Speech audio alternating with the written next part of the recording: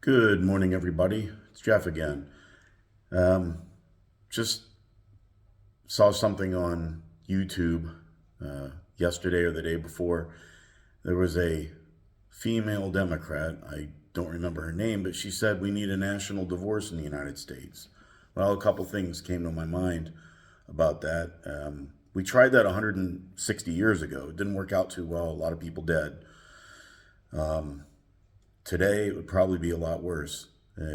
This North versus South, red versus blue, urban versus rural. It sounds like a good idea. You've got people on one end who think, yeah, let's have a revolution. On the other hand, you got people who say it'd be really cool to have a civil war. Well, I really don't believe either option is feasible if you really love the United States. We have the blue states are known for heavy industry, universities, medical research, big tech, centers of commerce, things like that. But the red states, that's who feeds us, provides us energy, and where a lot of the up and coming small businesses are located. And we in the United States, we're a very diverse group of people from all walks of life, rural, urban, suburban, and whatnot.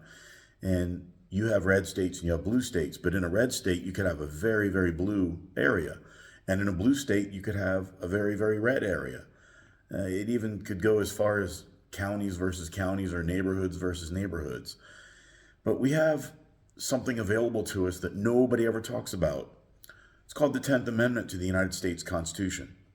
When the Founding Fathers ratified the Constitution, Article 1 enumerated the powers to the legislative branch or the Congress. Article 2 denotes what the executive branch could do, the presidency. And Article 3 outlines the powers of the judiciary, the court system, the Supreme Court, and whatnot. But the 10th Amendment, it's often disregarded by a lot of politicians, but part of the problem is we have people who have this innate desire to rule over other people, especially people who don't even live anywhere near you. So you have senators or representatives from New York who want to pass gun laws that affect the people who live in Oklahoma. You have politicians in Mississippi who would very much like to have their views on abortion forced on the rest of the country. But few people realize we have states. States are what created the federal government. If we truly lived under the 10th Amendment, there wouldn't be so much desire to rule over other people, and there wouldn't be as much of a desire or a bunch of reasons to fear being ruled by other people from afar. We have this weird system where we take all this money, send it to the federal government, Washington, D.C., and then those politicians argue back and forth about how to send it back to the states. So then you elect your senator to go to Washington and try and get federal money allocated back to your state. Well, that money never should have been sent to the federal government in the first place. Take the Department of Education, for instance. There's no constitutional call for that to exist at all at the federal level. Each state already has their own Department of Education. Just think what you could do with the billions and billions and billions of dollars that have been sent to the bureaucracy in DC. You could have your local school system hire more teachers, build new schools, buy new buses, buy more books for the library, anything, in-service training for teachers. The money is better handled at the local level. But if we truly obeyed the 10th Amendment, California could be California, Tennessee could be Tennessee, Florida could be Florida, and Maine could be Maine.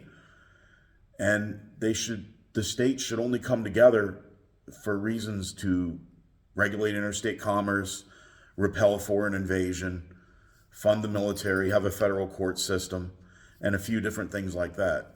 And Article 4 of the Constitution, in many ways, enumerates how the relationship is between the states and the federal government.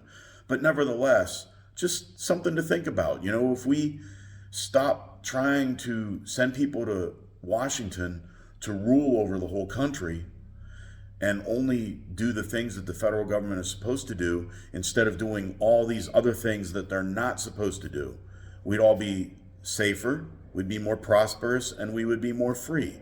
And that's not a Democrat thing, it's not a Republican thing, because both parties are pretty much in on it. The way I see the ship of state right now, the United States, the ship of state is like the Titanic headed straight for the iceberg. The Democrats are running around trying to rearrange the deck chairs, and the Republicans are saying, no, no, wait a minute, we have to polish the brass. But neither one of them is easing back on the throttle or trying to change course. And it's maddening if you're just a normal citizen with half a brain in your head. You look at this stuff and you're like, how did we end up like this? Well, you look at the people in Washington. They promised to do this, they promised to do that, and they get up there. They all take that oath. They put their hand up there. I swear to uphold and defend the Constitution and protect it against all enemies, foreign and domestic, so help me God, and all that other stuff. And what do? The first thing they do is, well, I'm going to pass this to give everybody health care. Well, I think we should have free college. Well, I think we should just forgive all student loans, which what they mean is transfer the debt to somebody else. All this other nonsense. They want to send money, just hand money out to everybody else in the world, which is unconstitutional outside of a treaty ratified by the Senate. It's just maddening. And you have branches of the government acting outside of their constitutional parameters, which constantly gets us in more trouble. And it just creates more strife and division. So I don't know, it's just one man's opinion, but I see this stuff and I'm like, no, we don't need a national divorce. We need unity, but we need to unify around following the Constitution. And if the 10th Amendment were really the law of the land as it should be, you could have people in California doing things a certain way and people in North Carolina could do things another way. And you could easily get up and move if you don't like the state you're in. But I think the tyrannical people in our government, whatever party label they apply to themselves, like the idea that you can't escape or you can't move. Some states have even tried to tax people to try and move out. And other states and their representatives have contemplated having a wealth tax, which is also a violation of the Constitution. How the heck do you tax an unrealized gain? I don't know, but that doesn't stop them from trying. Anyway, have a wonderful day and stay out of trouble. If you like the video or you don't like the video, give it a thumbs up or give it a thumbs down. Comment on it if you wish. I've definitely got a face for radio, that's for sure, and I've got a voice fit to print. But I'm just one citizen out here, just one in 300 million of us. So anyway, peace.